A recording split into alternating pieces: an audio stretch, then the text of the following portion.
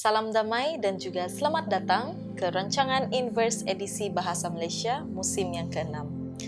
Kita sangat bersyukur kerana anda kembali bersama dengan kami untuk satu lagi perbincangan yang mendalam dan berasaskan kitab suci.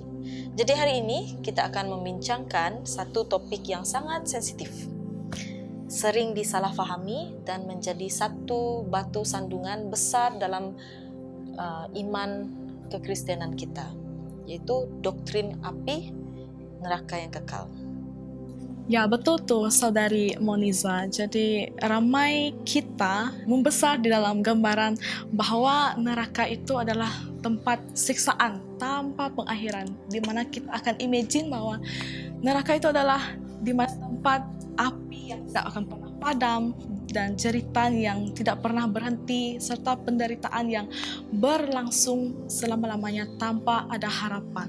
Jadi gambaran ini begitu kuat sehingga ia untuk satu persepsi kita tentang siapa itu Tuhan. Jadi persoalannya di sini ialah, adakah ia benar-benar menurut ajaran Alkitab atau adakah ia satu tafsiran yang di mana telah memesongkan karakter Tuhan di dalam pemikiran kita dan menimbulkan ketakutan yang tidak selaras dengan Alkitab itu sendiri.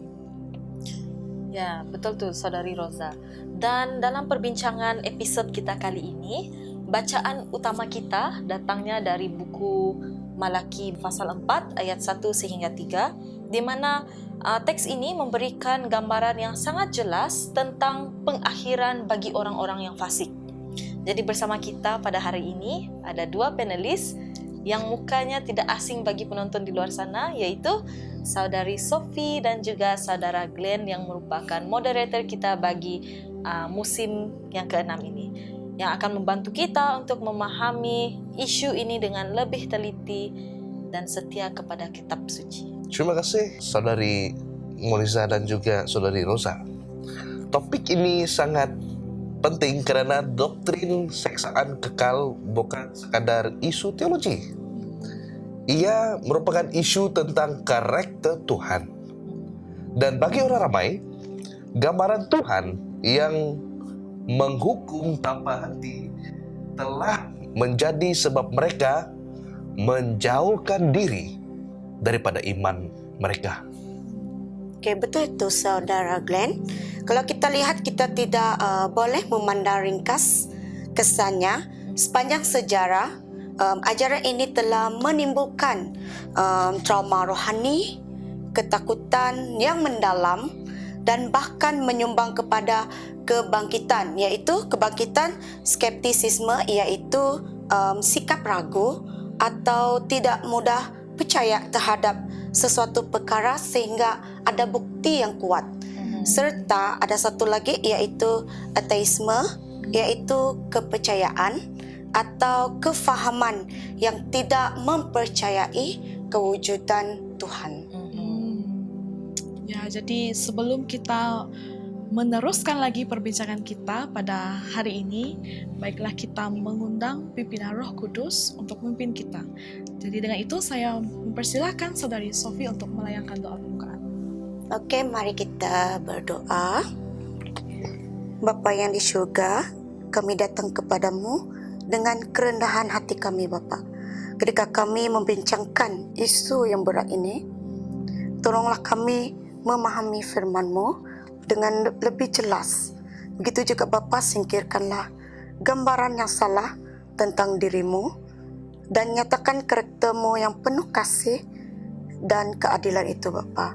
Dalam nama Yesus kami berdoa. Amin. Amin. Terima kasih Saudari Sophie di atas layangan doa pembukaan itu tadi. Jadi marilah kita mulakan perbincangan bagi episod 6 pada hari ini dengan perbincangan yang pertama, yaitu krisis moral doktrin siksaan kekal. Jadi kita mulakan dengan satu soalan asas, yaitu mengapa doktrin siksaan sedar kekal ini begitu bermasalah bagi ramai orang? Saudara Glenn, boleh kamu terangkan kepada kami di sini dan penonton di luar sana mengenai isu ini? Kalau kita lihat benda ini tadi, ia menggambarkan Tuhan menghukum tanpa akhir bagi dosa yang dilakukan dalam tempo hidup yang terbatas. Ramai tidak dapat menyelaraskan gambaran ini dengan Tuhan yang adil dan juga penuh kasih. Oke, kalau kita pilih satu orang, yaitu ahli saintis yang terkenal yang bernama Charles Darwin, ini pernah menyatakan bahwa sukar bagi dirinya menerima agama Kristen jika ajarannya mengatakan orang yang tidak percaya itu akan diseksa selama-lamanya. Hal ini menjadi lebih sukar bagi beliau kerana ia juga melibatkan orang yang baik dan juga orang yang dikasihinya. Pemikiran ini menimbulkan krisis moral dalam diri Charles Darwin kerana beliau merasakan sukar untuk menerima bahwa Tuhan yang penuh kasih akan menghukum manusia secara kekal hanya kerana mereka tidak percaya. Keraguan ini akhirnya membuatkan beliau mempersoalkan beberapa ajaran-ajaran agama dengan lebih mendalam. Ya, terima kasih Saudari Sophie.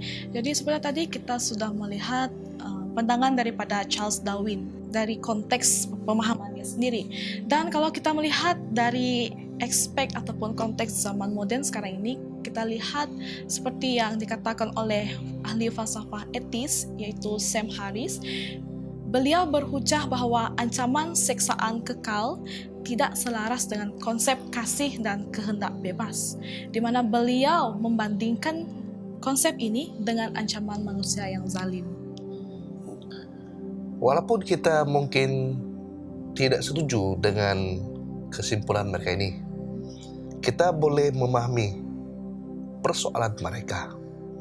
Jika Tuhan memerintahkan kita untuk mengasihi musuh kita dan juga mengampuni musuh kita, bagaimana mungkin Dia sendiri menyiksa sampai akhir? Inilah sebabnya topik ini sangat penting.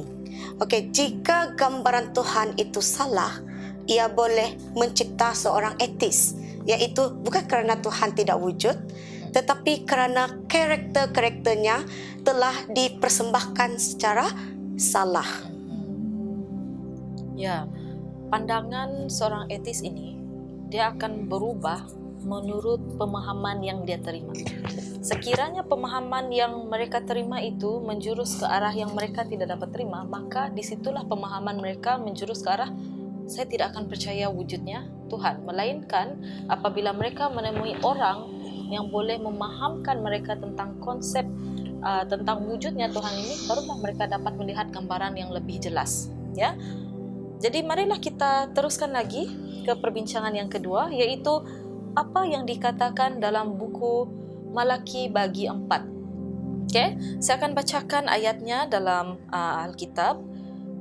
Di sini dikatakan bahwa sesungguhnya hari itu datang menyala seperti perapian, maka semua orang gegabah dan setiap orang yang berbuat fasik menjadi seperti jerami dan akan terbakar oleh hari yang datang itu. Firman Tuhan semesta alam, sampai tidak ditinggalkannya akar dan cabang mereka.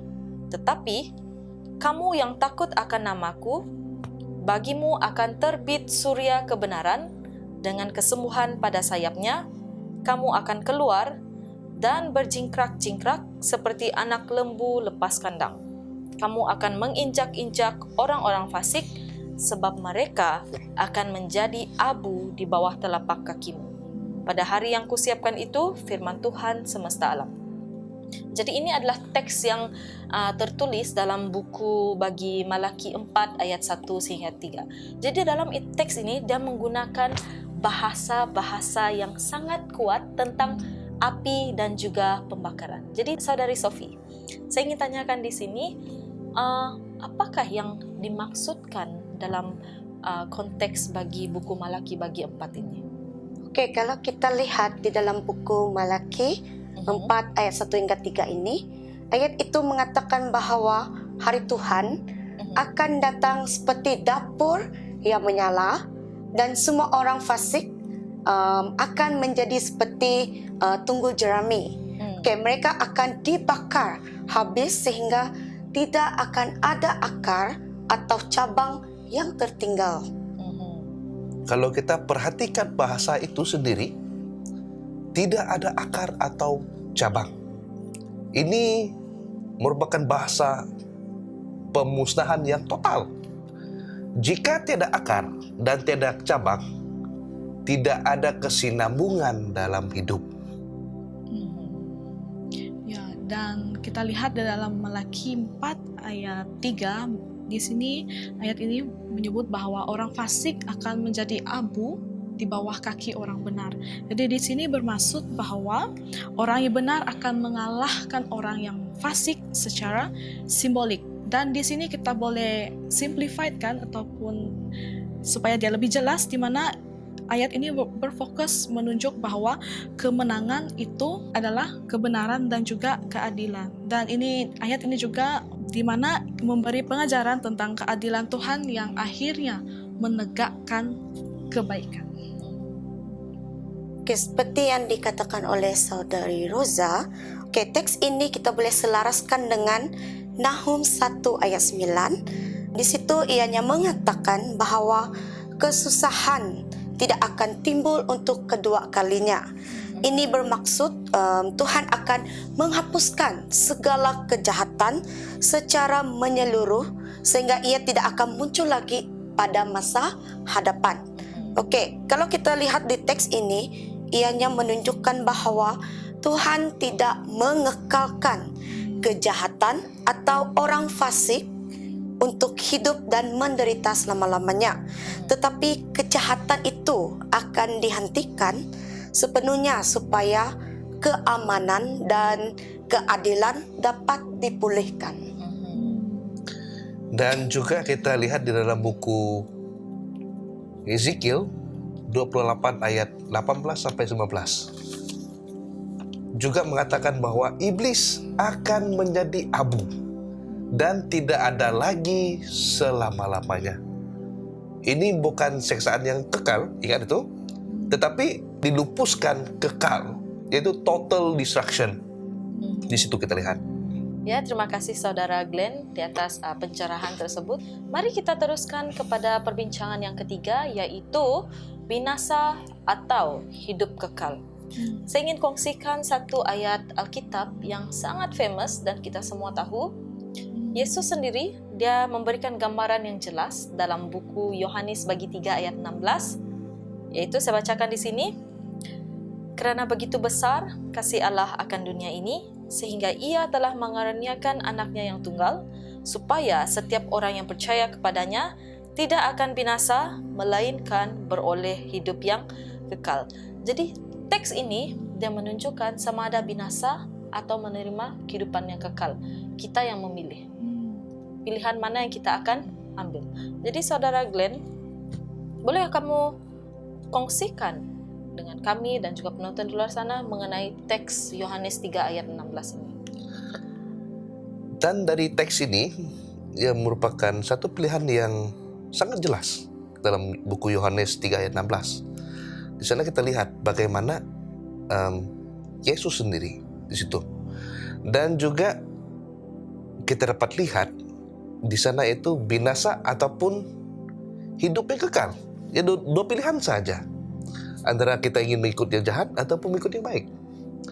Dan juga jika orang fasik hidup selama-lamanya dalam siksaan, itu tetap satu bentuk hidup kekal.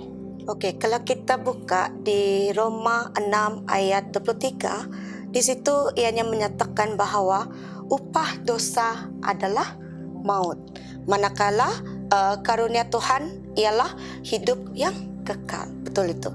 Ayat ini menunjukkan perbandingan yang jelas antara dua hasil yang berbeza. Oke, kontras yang ditunjukkan bukan antara hidup bahagia atau hidup sengsara, tetapi antara maut dan hidup yang kekal. Ini menekankan bahwa akibat dosa ialah kematian, sementara melalui Tuhan Yesus, manusia dapat menerima anugerah hidup yang kekal. Dan kita boleh lihat juga dalam 1 Korintius 15 ayat 26, di dalam ayat ini dia mengatakan bahwa maut ialah musuh terakhir yang akan dimusnahkan.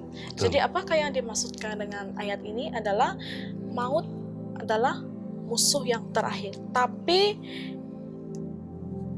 Tetapi seperti yang dikatakan oleh saudari Moniza dalam Yohanes 3 ayat 16, karena kasih Tuhan dengan mengutuskan satu-satunya anak tunggal yang dia kasihi, yaitu Yesus, di mana Yesus yang telah menang di atas maut. Maksudnya di sini kematian Yesus itu tadi bukannya kekalahan, melainkan sebuah kemenangan. Dan juga kita di sini, setiap satu kita yang percaya, kita juga akan menang dan kita akan hidup selamanya dengan Tuhan. Dan Terima tidak kasih. akan ada lagi penderitaan. Ya. Terima kasih saudari Rosa. Jadi sekarang kami ingin meninggalkan persoalan ini kepada penonton di luar sana. Manakah pilihan Anda? Untuk menurut orang fasik yang akhirnya akan binasa, ataupun mendapatkan kehidupan yang kekal dan terus percaya kepada Tuhan kita.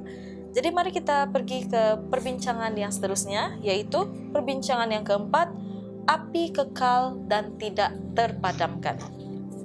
Seperti yang tertulis dalam buku Matius bagi 25 ayat 41, saya bacakan di sini.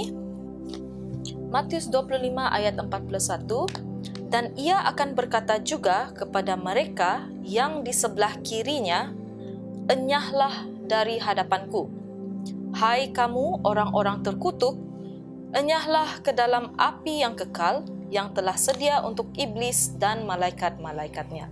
Jadi bagaimana dengan ayat seperti Matius bagi 25 ayat 41 ini tentang api yang kekal yang kita ingin pelajari bersama, maksud di sebalik api yang kekal. Jadi saudari Sofi, bolehkah kamu terangkan kepada kami apa yang dimaksudkan dengan api yang kekal ini? Oke, kalau kita lihat di sini, api itu disebut kekal karena hasilnya bersifat kekal, bukan karena proses pembakarannya berlangsung selama-lamanya. Maksudnya api itu memusnahkan sepenuhnya, sehingga kesannya itu yang kekal. Oke, kalau kita lihat contoh dalam buku Yudas, disebut bahwa Sodom dan Gomora dibinasakan oleh api yang kekal. Namun kota-kota itu tidak terus terbakar sehingga hari ini. Kalau kita lihat, ini menunjukkan bahwa api kekal itu merujuk kepada kebinasaan yang kekal hasilnya. Dan ini juga kita dapat lihat dia sebagai istilah tidak terpadamkan. Juga bermaksud api itu tidak boleh dihentikan sebelum ia menyelesaikan tugasnya. Seperti di dalam buku Yeremia 17 ayat 27. Api tidak dapat dipadamkan oleh manusia, tetapi ia tidak bermaksud ia terbakar tanpa akhir. Jadi seperti tadi kita sudah memperbincangkan mengenai apakah yang dimaksudkan dengan api yang tidak terpadamkan itu. Dan sekarang kita akan melihat siapakah api itu. Oke, dalam perbincangan kita yang kelima itu Tuhan sebagai api yang menghanguskan. Kita lihat di dalam Ibrani 12 ayat 29, di sini mengatakan bahwa Tuhan itu sendiri ialah api yang menghanguskan. Jadi saudara Glenn, apakah yang dimaksudkan dengan konteks ini? Ya, di sini kita lihat yaitu kekudusan Tuhan memusnahkan dosa.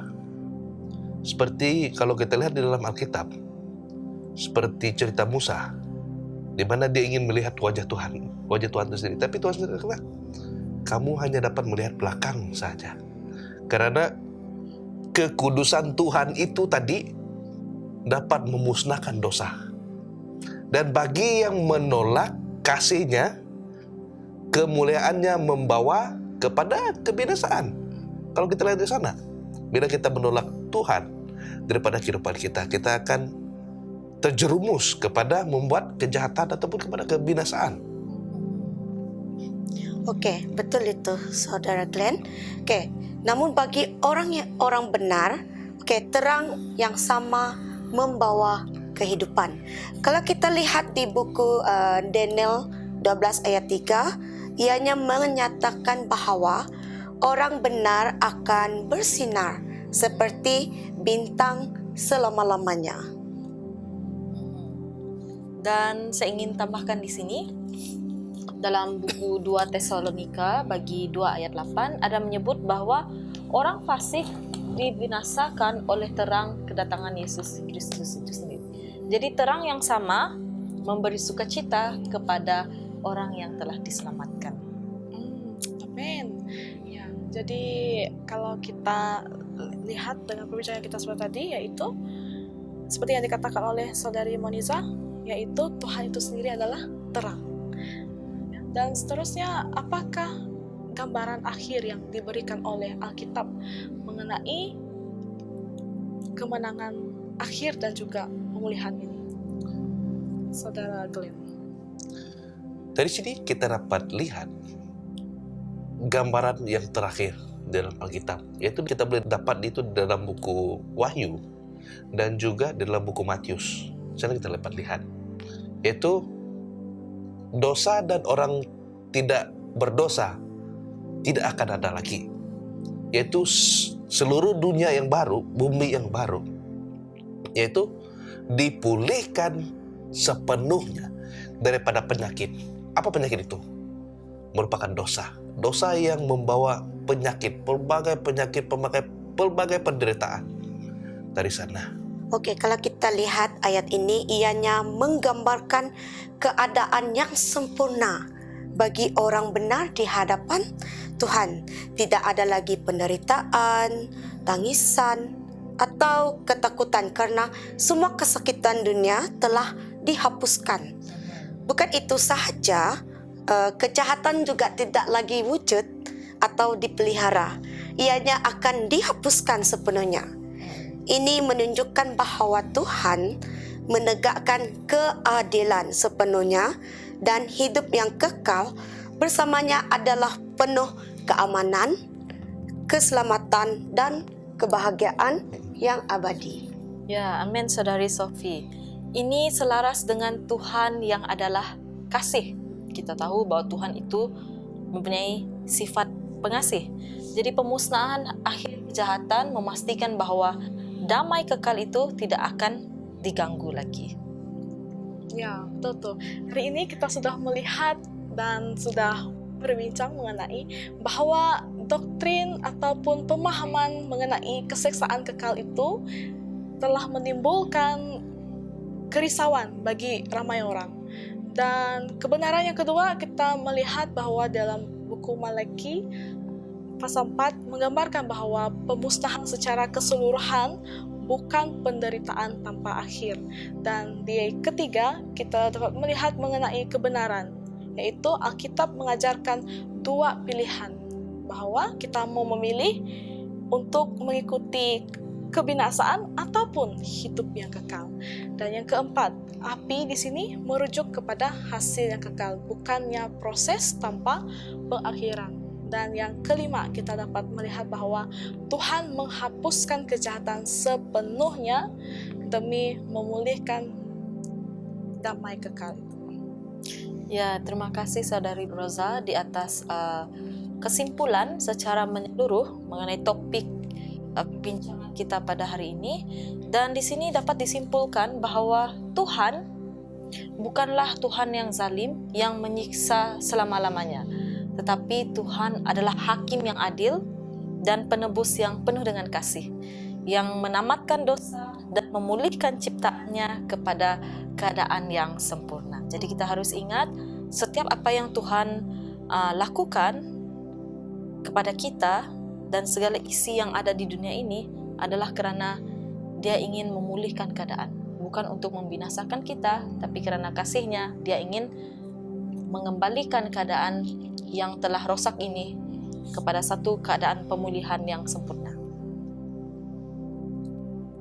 Jadi terima kasih pada dua penulis kita yang telah bersama-sama membincangkan topik dalam episod yang ke-6 ini. Dan semoga apa yang kami bincangkan bersama dapat membantu penonton di luar sana memahami dengan lebih mendalam adakah Tuhan kita ini ingin membinasakan kita ataupun ingin membawa kita kepada kehidupan yang lebih kekal. Jadi untuk menutup sesi perbincangan pada episod yang ke-6 kali ini, saya ingin menjemput Saudara Glenn untuk memimpin kita dalam doa penutupan. Mari kita berdoa. Allah Bapa kami yang bertahta di surga, terima kasih Tuhan atas perbincangan kami yang luar biasa tadi, di mana kami dapat melihat dunia ini semakin lama semakin sakit Tuhan. Dan kami meminta biarlah Engkau berserta dengan kami, memberi kami kekuatan dan juga memberi kami kekuatan iman dalam hidup kami Tuhan.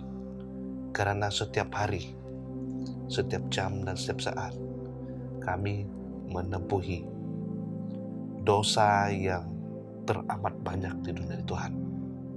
Tapi kami meminta biarlah Engkau membimbing kami, menjaga perjalanan kami, dan juga memberi kami iman seperti iman Yesus di dalam hati kami Tuhan. Dan Tuhan, saya berdoa khas untuk para penonton yang menonton acara rancangan Infos ini Tuhan, biar Engkau memberkati mereka, memberi mereka kebijaksanaan dan juga kepandaian, supaya mereka menjadi terang bagi orang di luar sana Tuhan. Dan Tuhan,